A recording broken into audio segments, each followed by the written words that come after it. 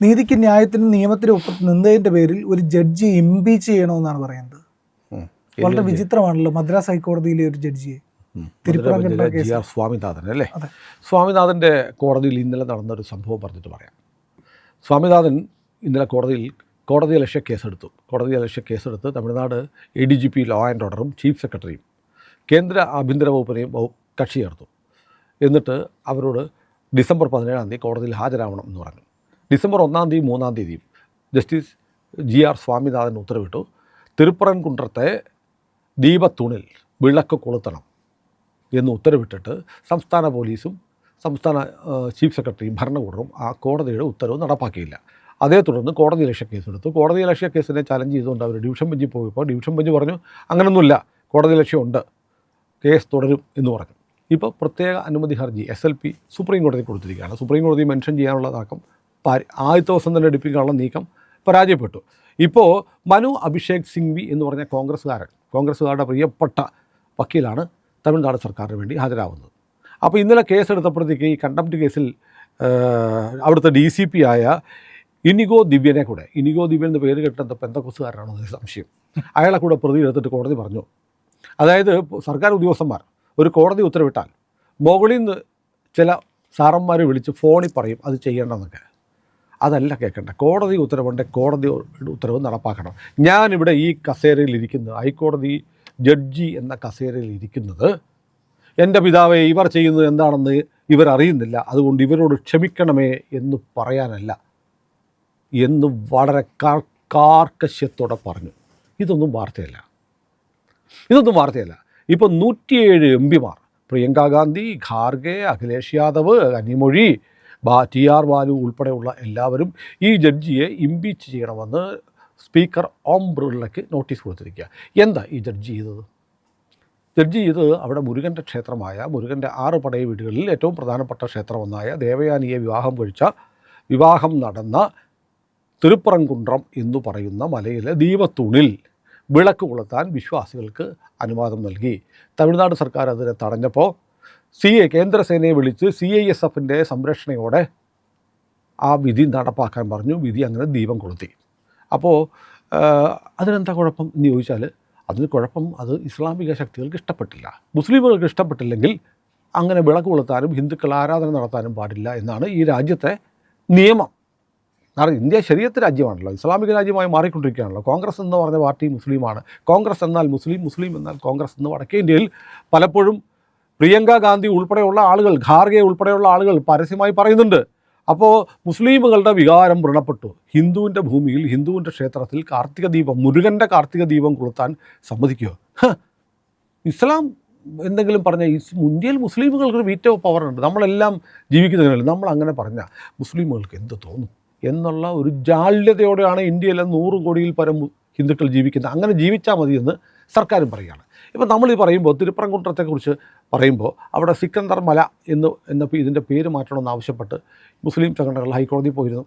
ഹൈക്കോടതി പറഞ്ഞു അതൊന്നും പറ്റത്തില്ല, സിക്കന്ദർ മലയൊന്നുമില്ല, നൂറ്റാണ്ടുകളായിട്ട് മുരുകൻ്റെ മലയാണ്, അതുകൊണ്ട് അത് തിരുപ്പറൻകുன்றம் സ്കന്ദമല എന്ന് തന്നെ അറിയപ്പെടും എന്ന് പറഞ്ഞു.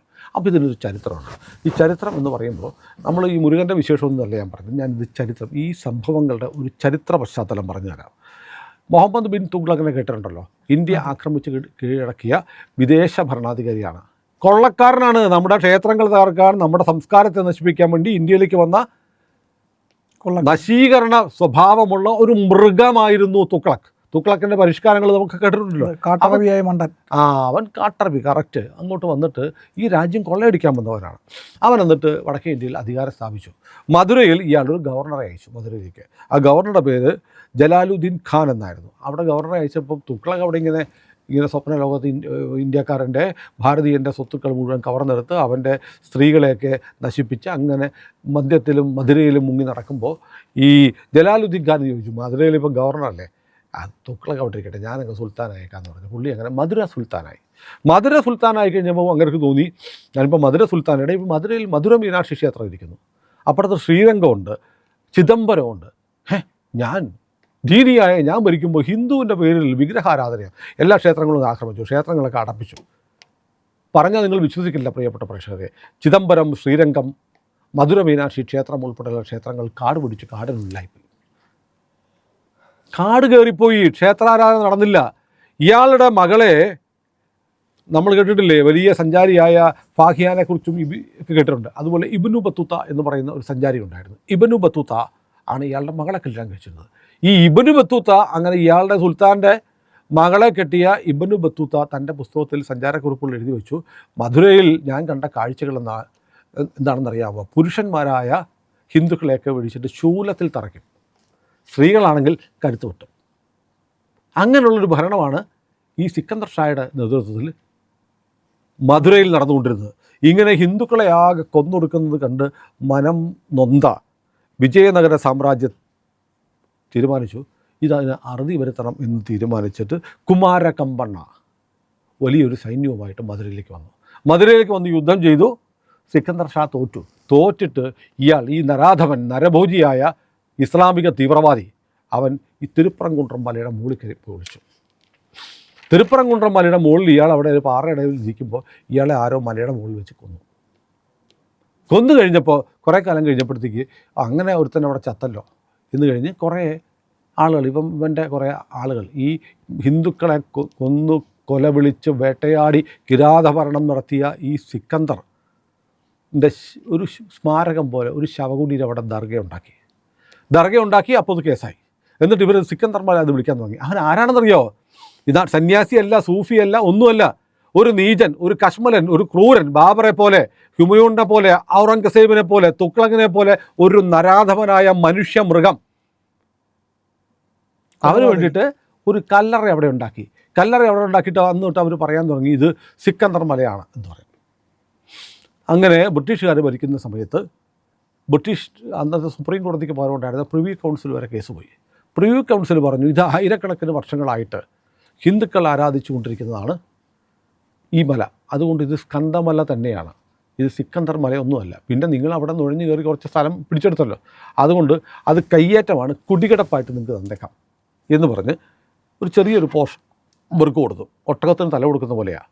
അവിടെ ഇവരെന്ത് ചെയ്തു, പതുക്കെ ഒരു ദർഗ മാത്രം ഉണ്ടാക്കാൻ പ്രിവ്യൂ കൗൺസിൽ അനുവദിച്ച സ്ഥലത്ത് ഇവർ കാലക്രമേണ തമിഴ്നാട്ടിൽ ഭരിക്കുന്ന ഇസ്ലാമിക പ്രീണനം മുഖമുദ്രയാക്കിയ സർക്കാരുകളുടെ സഹായത്തോടെ അവിടെ ഇപ്പോൾ ഒരു വലിയ മസ്ജിദുണ്ട്. ഈ മസ്ജിദ് വന്നു കഴിഞ്ഞപ്പോൾ നമ്മുടെ മറ്റേ കോൺഗ്രസ് സർക്കാർ കൊണ്ടുവന്ന കിരാത നിയമം ഉണ്ടല്ലോ, വഖഫ് നിയമം, മോദി എടുത്ത അറബിക്കടൽ കളത്ത നിയമം, ആ നിയമപ്രകാരം ഇവർ പറഞ്ഞിട്ട് ഞങ്ങൾ ഒരു അങ്ങ് തീരുമാനിക്കുകയാണ് ഇത് വഖഫാണെന്ന് പറഞ്ഞാൽ വഖഫാകുമല്ലോ.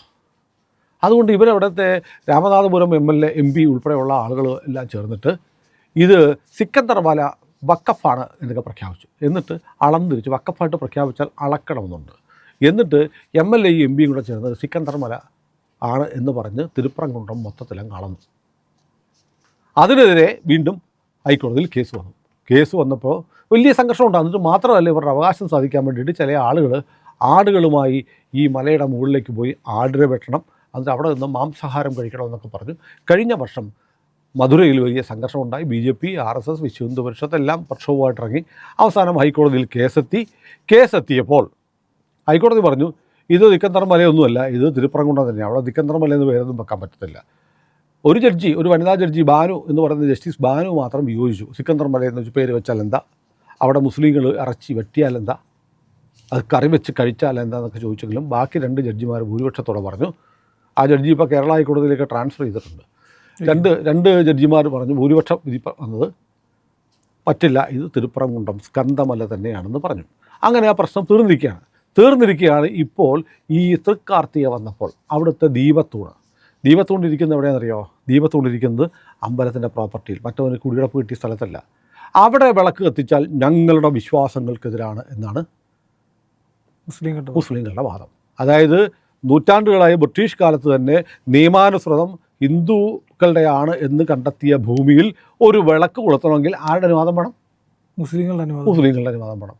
അങ്ങനെ ആ അനുവാദം ഒന്നും വേണ്ട, നിങ്ങളുടെ ഭൂമിയിൽ നിങ്ങൾക്ക് വിളക്ക് കൊളുത്താമെന്ന് പറഞ്ഞ ജഡ്ജിയെ ഇംപീച്ച് ചെയ്യല്ല, പറ്റിയാൽ തൂക്കിക്കൊല്ലുക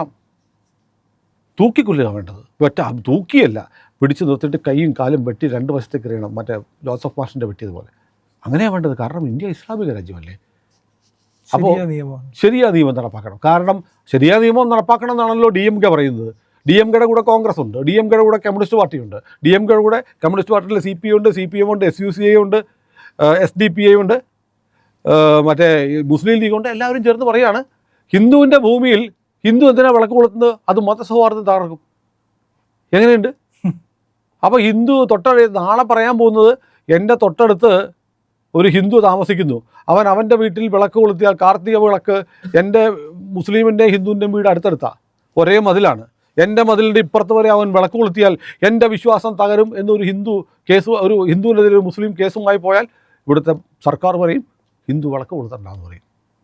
ഇതാണ് ഇപ്പോൾ തമിഴ്നാട്ടിൽ നടക്കുന്നത്. തമിഴ്നാട്ടിൽ നടക്കുന്നത് സത്യം പറഞ്ഞാൽ അയോധ്യയുടെ മറ്റൊരു രൂപമാണ്. അയോധ്യയിൽ ഇതല്ലേ സംഭവിച്ചത്? ഹിന്ദുവിൻ്റെ ക്ഷേത്രം തകർത്തിട്ട്, ഹിന്ദുവിൻ്റെ പുണ്യസ്ഥലം രാമജന്മഭൂമി തകർത്തിട്ട് അവിടെ ഒരു പള്ളി ഉണ്ടാക്കി, ബാബർ എന്ന് പറയുന്ന നരാധവൻ. ഇവിടെ സിക്കന്ദറാണെങ്കിൽ അവിടെ ബാബർ തകർത്തിട്ട് പിന്നെ ഹിന്ദുവിന് അവിടെ ഒരു അവകാശമില്ല എന്ന് പറഞ്ഞു. അതുപോലെ തന്നെയല്ലേ ഹിന്ദുവിൻ്റെ മലയിൽ ഇവൻ ചാവുന്നത് പേടിച്ച് ഈ നരാധവനായ സിക്കന്ദർ അവിടെ ഒളിച്ചിരുന്നു. അവൻ കൂട്ടക്കൊല നടത്തിയവനാണ്, അവൻ സ്ത്രീകളെ ഗളച്ഛേദം ചെയ്തവനാണ്, സ്ത്രീകളെ ലൈംഗികമായി ഉപയോഗിച്ചവനാണ്, ഹിന്ദുക്കളെ ശൂലത്തിൽ തറച്ചു കൊന്നവനാണ്. അവൻ ഈ മലയുടെ മുകളിൽ കയറി ഒളിച്ചിരുന്നപ്പോൾ വിജയനഗര സാമ്രാജ്യത്തിൽ നിന്ന് ഒളിയിരുന്നപ്പോൾ ആരോ വന്ന് അവനെ കൊന്നു. അവന് സ്മാരകം വേണം. അവൻ്റെ സ്മാരകം ഉള്ളതുകൊണ്ട് ഹിന്ദുക്കൾ അവൻ്റെ അമ്പലത്തിൽ വിളക്ക് കൊളുത്തരുതെന്ന് സർക്കാർ ഉത്തരവിറക്കിയാൽ അതൊരു ജഡ്ജി അങ്ങനെ ചെയ്യാൻ പാടുണ്ടോ? പാടില്ല. GR സ്വാമിനാഥനെ ഇപ്പം തന്നെ ഇംപീച്ച് ചെയ്യണം.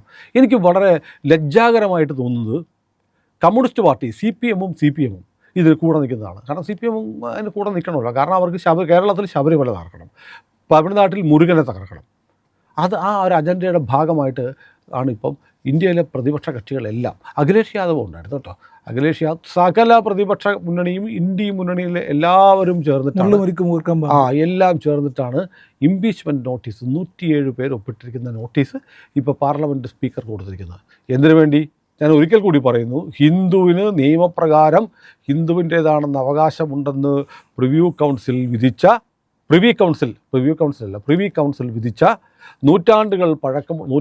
ആയിരത്താണ്ടുകൾ പഴക്കമുള്ള